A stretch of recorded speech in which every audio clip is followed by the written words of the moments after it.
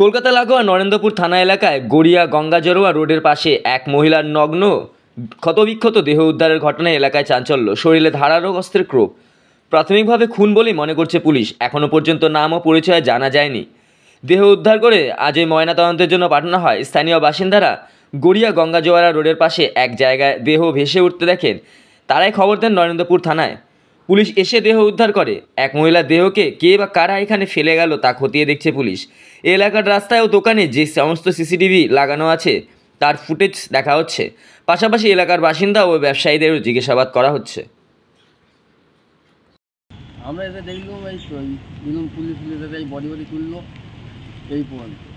এবার দেখছি হাফ মুখ পুরো পচে গেছে, হাত ফাট পচে গেছে, ডান দিকে বাঁ দিকেই গায়ের কোপ আছে এই পর্যন্ত।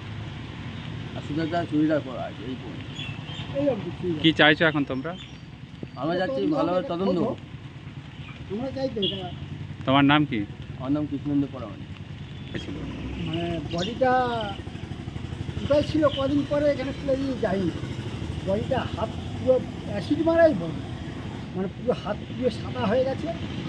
আর এখানে একটা কোপ ছিল টানা তার, সেখানে খুব এই জায়গাটা পুরো ওলাঙ্গা ল্যাংটা শুধু একটা এরকম চুড়িদার ছিল, চুড়িদারটা ছিল এখানে পুরো ওলাঙ্গা ল্যাংটা, মানে একদম পোকা মুখ ফুক ঘুরে গেছে, মুখ ফুক পুরো ঘুরে গেছে, পায়ে হাতে পোকা একদম পুরো ভর্তি হয়ে গেছে, মানে চেনা যাচ্ছে কোনো চেনা যাচ্ছে না। এখানকার মহিলা নন না, এখানে আর কি অন্য জায়গায় তা বলতে পারবো না, চেনাই যাচ্ছে। চিনতে পারলে তারপর তো বলবো যে এখানকার বাড়ি অন্য জায়গায়।